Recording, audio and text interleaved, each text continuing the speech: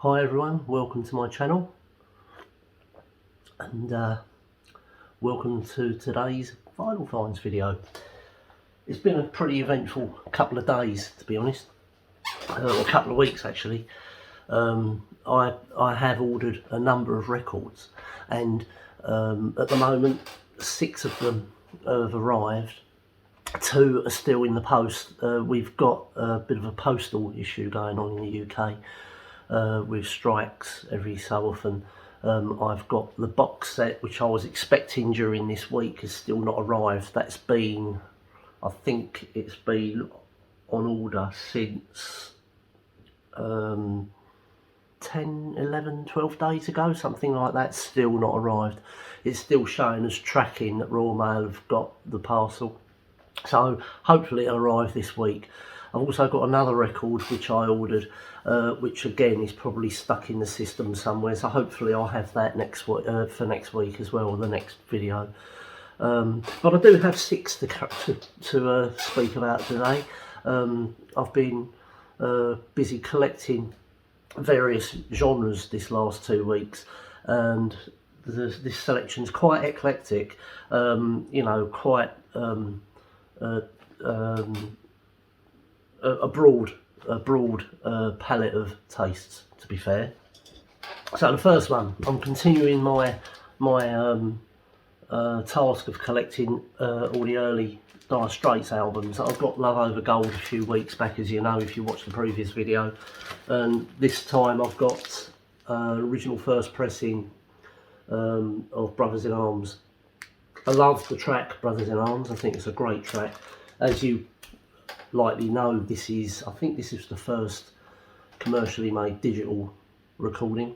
This was mastered and cut by Bob Ludwig, and it sounds absolutely phenomenal. I'm not a fan of every track on the album, you know, but Brothers in Arms and Money for Nothing, they're classics, aren't they, really? But yeah, this is absolutely in immaculate condition. It looks like, looking at the centre hole, this looks like it's rarely seen a turntable, to be honest. Not many spindle marks on this at all, and I think the reason being is when this was released, it was released on compact disc, and at that time people were hot on compact discs. It was the new thing, and most people bought this on compact disc. So vinyl versions of this, they're not rare. There's plenty of them out there, but not many people bought them, so they didn't really play them that much. So I think a lot of people bought the CDs of it. But anyway, yeah, Brothers in Arms, Dire Straits, Bob Ludwig cut.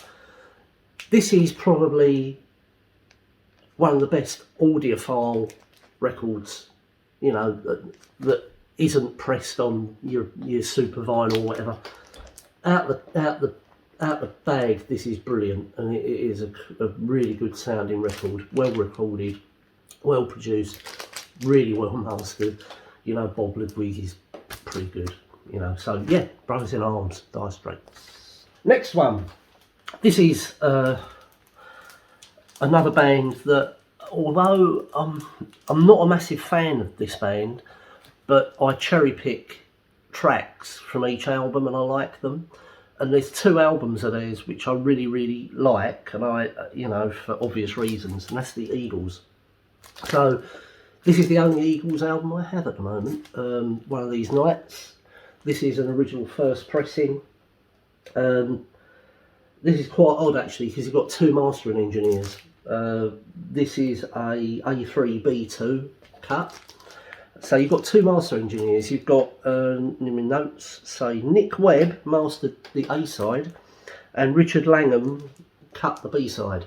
When I got this, it was dusty. You can see it's been played. It's probably a VG. It has got some, you can see that it's surface marks, but these marks that you see on there, they're probably more inner sleeve scuff marks, really. The actual record itself is quiet, with the odd crackle here and there. It does need a good clean in a ultrasonic record cleaner or on a VPI or something like that, and that will come up really nice. The jacket, it's a top loader, similar to the White album, if you like. So it's a top loader, it's on the textured sleeve, and it absolutely sounds phenomenal. And it's got some great tracks on it. I actually prefer this over Hotel California, but you know. But Hotel California is on my wants list. I will be getting that at some point. I will get an original first pressing of that. This is great though, however, and yeah, one of these nights, the Eagles. Next, we're going onto another genre, totally. I recently saw this band in Cambridge, at the Cambridge Junction, and they were outstanding, and they're still going to this day. The Psychedelic Furs, this is Forever Now. This is an original first pressing. It's got the sticker on the sleeve. It comes with the poster. That's not all the copies of this come with the poster. This has got the poster inside it. This is a first pressing, obviously. It's in excellent condition. Let me just show you the record. Yeah, so pretty good. This was, it doesn't say who mastered this. It was mastered at the Pie Factory, the Tranco factory, as you know, in West London. So yeah, Forever Now. This was the follow-up album to Talk Talk Talk. This was their third album, released in 1980. I'd like to say 1982. There you go, 1982.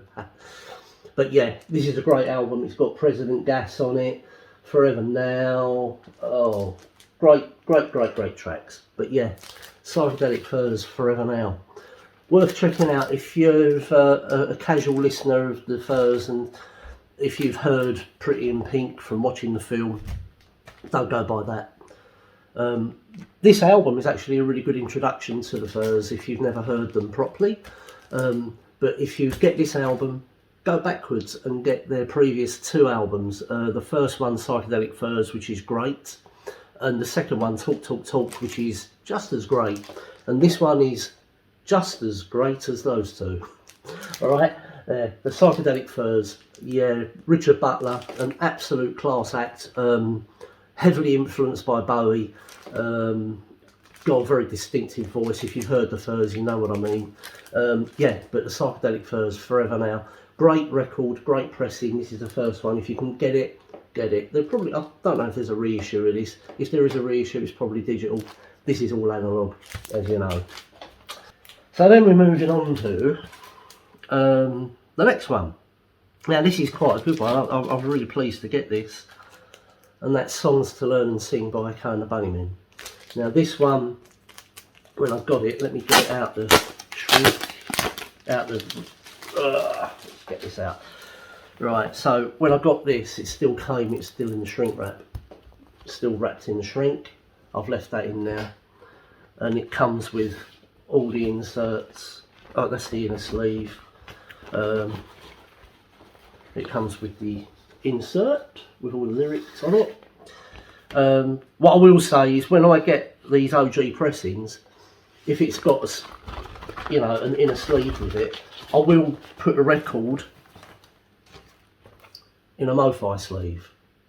I always do. I clean them and I put the record in a MoFi sleeve, and then I will keep the original inner sleeve in the jacket, just because it's complete then. And then I put that in a resealable Japanese sleeve. Now, I'm only saying that because someone asked me in one of the comments on my last video, he thought I was just sliding this record in the back of the jacket, and he obviously didn't notice that I had it in a MoFi sleeve. So yeah, these MoFi sleeves, they're not cheap. They're about £25 for 50. You can get them through Amazon, I think, or online, wherever. But they are excellent. They are archival sleeves. I put all my records in them. Every single one of my records is in one of these, and they look after your record. Anyway, back to Songs to Learn and Sing. This is a greatest hits, if you like, or yeah, or a best of. And this is the limited edition. This one comes with the 7-inch single of Pictures on My Wall and Read It in Books. Again, that's in an archival sleeve. Outside of the jacket, the actual slip jacket. Don't want to put records back in a cardboard sleeve, it just scratches and scuffs the surface of the record. So I'll put it in a little mini 7-inch archival sleeve. But yeah, so this is the limited edition. It comes with the 7-inch single. This has got Rescue on it, The Puppet, Do It Clean, A Promise, The Back of Love, The Cutter, and on the second side you've got Never Stop, The Killing Moon, Silver, Seven Seas, and Bring on the Dancing Horses, which was the single that came out when this was released actually. The 7-inch single is interesting because this was recorded before they got their drummer, Pete de Freitas, the late, great Pete de Freitas, I might add. You know, this has got their drum machine on it, which is where they get their name from, Echo and the Bunnymen. They nicknamed their drum machine Echo, and they called themselves Echo and the Bunnymen because they had a drum machine. So this is all early stuff, 2 early tracks before they got Pete de Freitas in on drums. So these are pretty basic, but they're good quality. Don't get me wrong, well recorded, but they're basic with drum machine, etc. But yeah, this is a great record if you're on the market for an Echo and the Bunnymen album and you've never really got into them before. Songs to Learn and Sing is a really good introduction to them. You know, it's a good entrance into the Bunnymen, and from here you then go back to their first album Crocodiles, and then their second album Heaven Up Here, and then eventually obviously to Porcupine, their third album. Their later albums I tend to I've not collected those. I just don't think. There's the Grey album, the last album they made with Pete de Freitas as well. That's okay. That's okay. It's not what I would term classic Bunnymen. The first 3 albums, probably this, are your best options really if you want to get into Echo and the Bunnymen. The later albums, they don't have Pete de Freitas on them. Evergreen has Les Pattinson on it, their original bass player, but he was only on that one album. He came back for one album, then went again. None of, you know, essentially the Bunnymen now just Will Sargent and Ian McCulloch with a load of session musicians behind them. It's not the Bunnymen anymore. They've lost that sparkle that they had back in the early mid-80s, I think. And certainly they miss this man here, Pete de Freitas. An absolutely brilliant drummer. If you get a chance, I'll actually link it in the comments below. There's a video on YouTube of the Bunnymen at the Albert Hall back in 1982, 83. And it's absolutely killer. It's a brilliant concert. The whole concert's on there. It's called Take Up Thy Raincoat and Walk and Dance or something like that. I'll put a link down below so you can check that out. It's worth watching. There's that, and there's also Shine So Hard, which is a video they done at the Buxton, up in Buxton in 1980, I believe, when they were going through their camo period, around about the Crocodiles era. That's phenomenal. That's an absolutely brilliant film. But yeah, I'm not going to waffle on about the Bunnymen. You can tell I'm a fan, but I'm not going to waffle on any more about these. They're great, and if you haven't checked them out, give them a go. You might like them. Next is a record that I've bought. I've been looking at getting this for quite a while, and I recently saw a video by Michael 45, Michael Ludwig, over in Germany the other week, where he was comparing an OG pressing of a Blondie album to the recent reissue from the box set, and he done a comparison of the reissue of Parallel Lines, and in his words, this is excellent. And so I bought this. This is in near mint condition, cost me £15, and it sounds absolutely killer. Brilliant album. It's pretty much greatest hits album in its own right. I mean, you've got Heart of Glass, Hanging on the Telephone, Picture This, Sunday Girl, One Way or Another. I mean, it's virtually a greatest hits album. But this came out in 1978. They lifted a lot of tracks off of it as singles, and you know, but it is a classic album. It sounds absolutely brilliant. I totally get what Michael was saying about this. If you haven't seen his channel, check it out. I'll link it below. But he's, you know, yeah, Blondie, Parallel Lines. I've listened to this a number of times over the last week, and yeah, I was originally searching out the clear vinyl Dutch version of this from 1978 because I had heard that it was the best sounding copy, but that goes for, excuse me, that goes for quite a lot of money. £60 or so for a record is quite a lot for a single album. This is significantly cheaper and probably sounds just as good. You know, if it comes up for the right price, I may get the clear vinyl one, just to do a comparison between the two. I don't think I'll bother with the box set. I'm not a huge Blondie fan. I like Blondie, I appreciate Blondie, and I like a lot of the tracks on this album, which is why I wanted it. I probably wouldn't buy another Blondie album. This will satisfy me for, you know, for quite a while when I want to listen to Blondie. So, but yeah, Blondie, Parallel Lines, classic album, classic band, absolutely brilliant from 1978. Then we come to the last one, and this is a bit of a special one. I'm just going to go up with the Rattlers.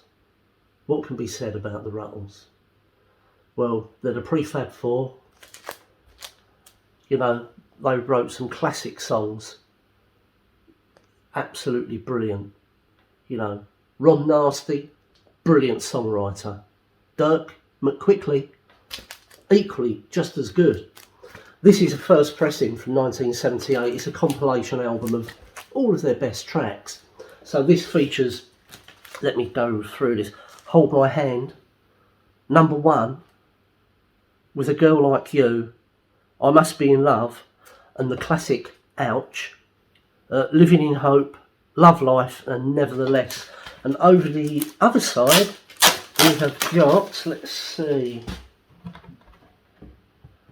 we've got Good Times Roll, the absolute classic of Double Back Alley, Cheese and Onions, Another Day, Piggy in the Middle, and Let's Be Natural. What can be said about the Rattles? Well, obviously it's the brainchild of Neil Innes, and there's the record. I bought this, I used to have this in my original record collection, and it comes with a book. Comes with a